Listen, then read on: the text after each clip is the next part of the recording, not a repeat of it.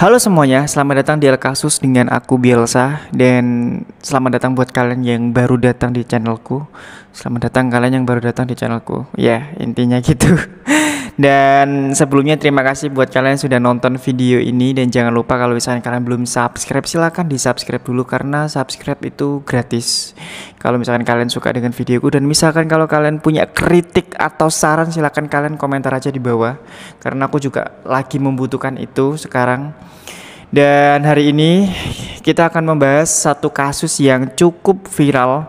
Sebenarnya aku membahas kasus ini itu sedikit agak telat ya, karena konten kreator lain kayak Mbak Nesi, Kamar Jari dan semuanya sudah membahas. Tapi mereka tuh keren sih karena videonya panjang banget. Sedangkan aku videonya nggak terlalu panjang gitu lah. Jadi aku berusaha untuk merangkum aja gitu kan ya. Lemot HP ku soalnya sumpah. Dan ya mungkin biar nggak lama-lama lagi, kita langsung aja bahas kasusnya. Jadi kasus kali ini adalah kasus dari rapper terkenal yaitu Puff Daddy mungkin. Dan dia itu semua kejahatan ada. Ini sangat-sangat bisa dibilang mungkin seperti kayak predator gitu ya. Dan dia itu sudah lolos dari berapa ya, itu kayak 11 atau mungkin lebih dari 10 kejahatan dia lolos. Bayangin gitu kan ya, betapa kasihannya orang-orang yang sudah menjadi korban, dan itu korbannya banyak banget. Mungkin kita biar gak lama-lama lagi ya, kita langsung aja ke kasusnya. Tapi sebelumnya seperti biasanya, kalau misalkan kalian itu lagi di tempat ramai, kalian lagi di tempat yang bener-bener gak bisa dengerin, silakan kalian cari tempat yang nyaman buat dengerin. Atau mungkin kalian punya handset, silakan dipakai biar kalian itu bisa fokus mendengarkan kasusnya. Dan berikut ini adalah kasusnya.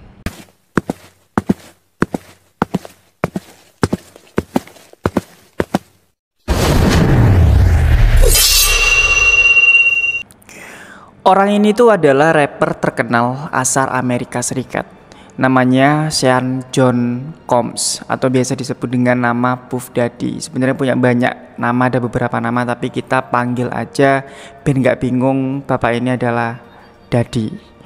Dia itu lahir 4 November 1969. Dia adalah sosok yang cukup terkenal dan mempunyai banyak talenta di bidang entertain. Dia juga punya karya seni yang cukup banyak juga. Beberapa di antaranya mungkin dia itu adalah seorang penyanyi, rapper, penulis lagu, produser rekaman, dan juga salah satu perancang busana Amerika Serikat. Daddy itu ternyata memiliki perusahaan dan juga usaha. Di antaranya adalah perusahaan rekaman yang cukup besar. Namanya adalah Bad Boy Records. Terus dia juga punya perusahaan film dan 2 rumah makan. Dia ini dilahirkan di New York dengan bapak ibunya yang bernama Melvin dan Janice Combs. Dia itu mempunyai masa kecil yang sangat membuat dia cukup trauma.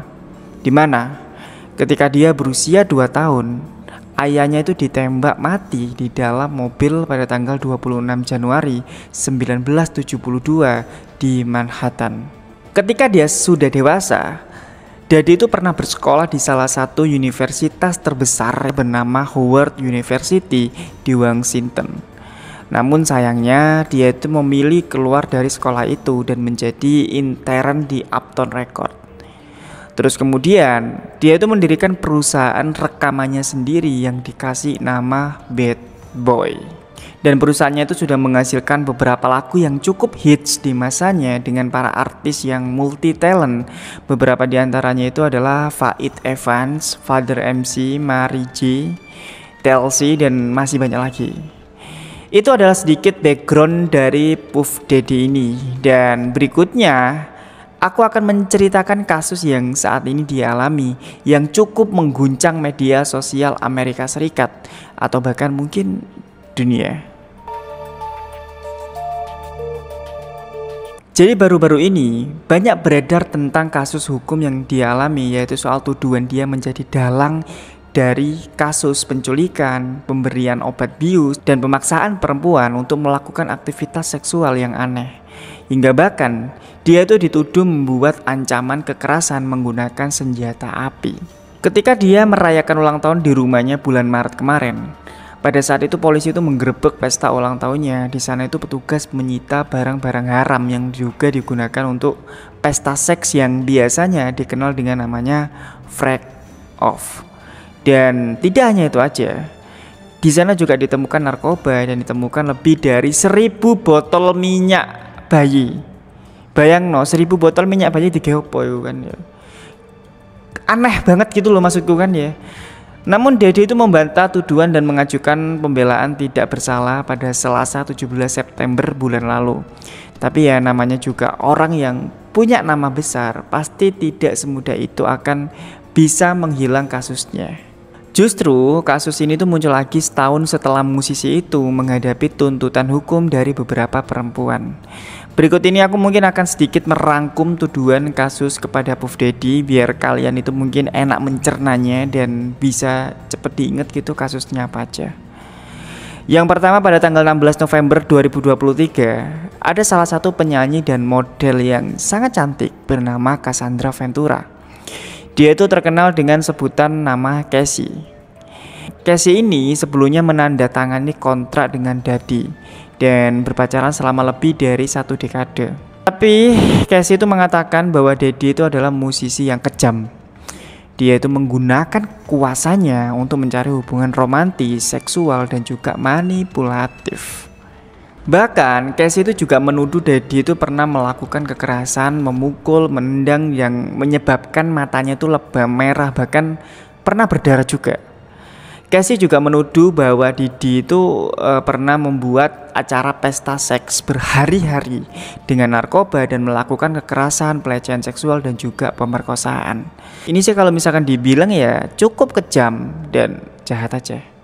Terus November sampai Desember 2023 banyak perempuan yang mulai berani membuka suara dan mengatakan bahwa Didi itu melakukan hal keji itu sejak tahun 1991. Bahkan di waktu itu Didi itu dituduh membius dan melakukan kekerasan seksual terhadap beberapa perempuan dengan cara dicekik hingga pingsan. Ini sih gila banget ya. Nggak sampai kejadian kayak gini tuh gila banget sih. Orang ini tuh bukan orang yang waras, ini orang nggak waras ini kayaknya. Dan ternyata juga kasusnya itu tidak sampai di situ aja. Pada Desember 2023 Didi itu juga dituduh melakukan seks dengan perempuan di bawah umur, yang bahkan perempuan ini tuh mengaku sebagai korban perdagangan seks. Dan yang paling parahnya, perempuan ini tuh diperkosa secara beramai-ramai sampai dia itu tidak bisa berdiri. Dan setelah itu dia itu dicekoki minuman beralkohol hingga perempuan itu mengalami kesakitan setelah kejadian tersebut. Didi melakukan ini dengan presiden Bad Boy Records. Namun lagi-lagi manusia jahat ini itu masih bisa membela bahwa dirinya itu tidak melakukan apa-apa. Dan bahkan presiden Bad Boy yang bernama Harvey Pierre itu juga menyangkal kejadian tersebut. Terus pada Februari 2024 salah satu produser musik Rodney Jones Jr. juga menggugat Didi bahwa Didi itu pernah menyuruh dirinya untuk melakukan kontak seksual yang tidak diinginkan dan memaksa menyewa PSK untuk kesenangannya. Dan bahkan sakitnya lagi, si Didi ini tuh merayu Jones dan menyuruh Jones untuk berhubungan dengan pria lain yang Didi anggap bahwa itu adalah hal yang normal dan cukup biasa di industri musik. Ya ini sih memang sakit orang ini, tapi ya akhirnya kenapa masih bisa lolos dari jeratan hukum gitu kan ya. Kasusnya itu masih belum selesai. Pada tanggal 17 Mei 2024 ada salah satu video yang bocor gitu, di mana di rekaman CCTV itu menunjukkan bahwa Didi itu menyerang Cassie Ventura di lorong hotel Los Angeles pada tahun 2016. Di video itu terlihat Didi itu menendang Cassie, melemparnya dengan benda, menarik bajunya dan bahkan membenturkan Cassie ke lantai hotel. To show Sean Diddy Combs grabbing Cassie Ventura and throwing her to the ground. As Ventura lies there, it appears Combs kicks her twice and attempts to drag her on the floor back to the hotel room.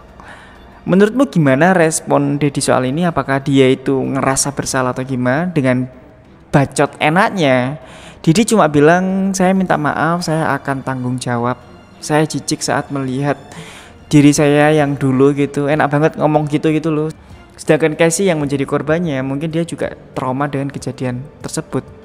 Dan kejadian ini sama persis dengan apa yang dikatakan Casey waktu itu, yang si Didi menyangkal bahwa dia tidak pernah melakukan apapun kepada Casey gitu kan ya. Dan goblok aja, udah jelas banget itu jejak digitalnya ya kan. Pada 21 Mei 2004, lagi-lagi ada salah satu model aktris terkenal bernama Crystal McNee. Dia itu menuduh Didi memaksa memberinya obat bius dan memaksanya untuk melakukan hubungan badan di kamar mandi pada tahun 2003. Terus 2 hari kemudian, April Lampors itu menuduh Didi terlibat dalam 4 kejadian kekerasan seksual terbesar antara tahun 1995 sampai sekitar 2000-an. Nah, pada bulan Juli 2024, dengan bacot yang enak itu ya, si orang bodoh ini tuh tetap nyanyal kalau dia itu nggak salah. Padahal pada saat itu, ada salah satu bintang film dewasa, dirinya itu mengatakan bahwa dia pernah menjadi perempuan yang diperdagangkan dan dipersiapkan untuk waktu ke waktu. Saat itu ya padahal sudah memasuki laporan hukum ke-8. Bayangin rek, ini udah ke-8 laporan tapi masih aja ngeyel dan nggak masuk penjara gitu. Ya bisa dibilang orang ini berarti sangat kuat banget mungkin ya uangnya gitu. Kejahatan si Pak Didi ini itu tidak sampai di situ aja. Pada bulan September kemarin, Didi itu tidak datang dalam sidang karena dia juga dituduh membius dan melakukan kekerasan seksual kepada Derek Lee Cardillo Smith, seorang tahanan di Michigan. Ya, lagi-lagi musisi tersebut masih bisa ngeyel dan selalu mengajukan banding. Terus pada bulan September, tepatnya tanggal 11, Don Richard, mantan anggota girl band yang diproduseri oleh Didi juga menggugat Didi karena Didi itu dituduh melakukan kekerasan seksual dan menyuruh dirinya untuk kerja secara berlebihan. Setelah rentetan kejadian itu semua yang sangat buaya banget ya kan, akhirnya pada tanggal 16 September Didi itu ditangkap di salah satu kamar hotel di Manhattan. Terus lagi 17 September dalam sidang di pengadilan New York, Didi didakwa melakukan perdagangan seks, pemerasan, dan terlibat dalam prostitusi. Dalam dakwaan, jaksa juga menuduh bahwa Didi itu terlibat dalam penculikan, kerja paksa, penyuapan, dan kejahatan lainnya. Bayangin rek gitu, segitu banyaknya kasusnya gitu, semua kejahatan itu ada dan sangat lengkap gitu. Tapi ya lagi-lagi pengacaranya Didi itu masih aja ngeyel dan berkata bahwa Didi itu tidak bersalah karena dengan alasan bullshit dan bla bla bla gitulah ya. Sebenarnya di sini tuh ada alasannya, itu panjang banget masian kasusnya karena pengacaranya itu berusaha membela mati-matian atas apa kasus yang dilakukan oleh Didi. Tapi jujur aku malas banget ngetiknya, jadi ya aku ambil poin-poinnya aja ya. Terus pada akhir kasus ini, yaitu pada tanggal 24 September kemarin, ada gugatan ke-11 terkait pemerkosaan juga. Karena ada seorang perempuan yang mengklaim bahwa Didi itu dan pengawalnya pernah membius, mengikat, dan bahkan memperkosanya dengan sangat kejam pada tahun 2001.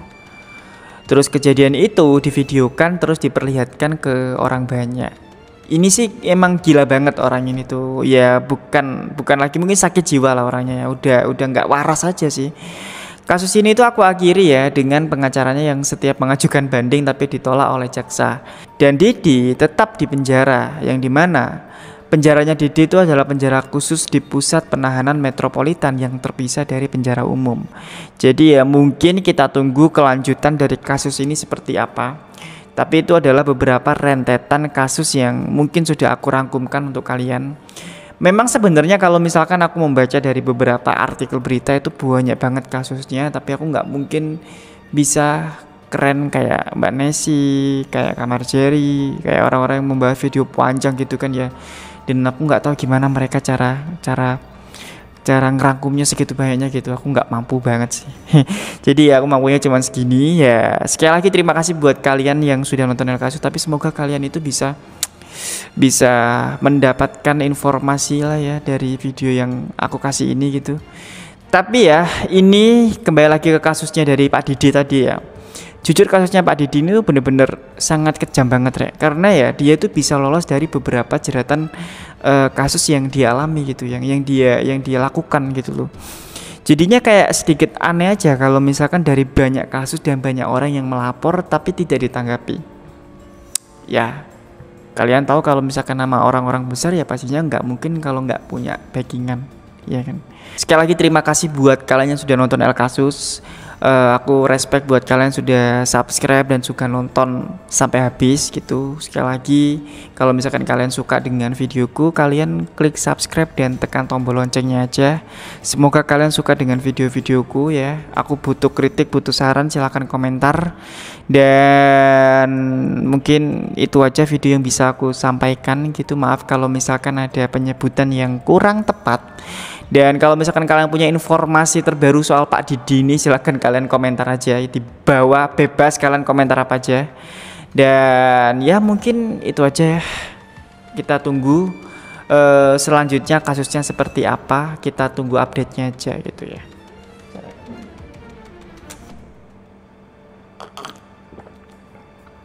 Alhamdulillah. Mungkin itu aja. Terima kasih buat kalian yang sudah nonton El Kasus dengan aku Bielsa, dan sampai jumpa lagi di El Kasus selanjutnya.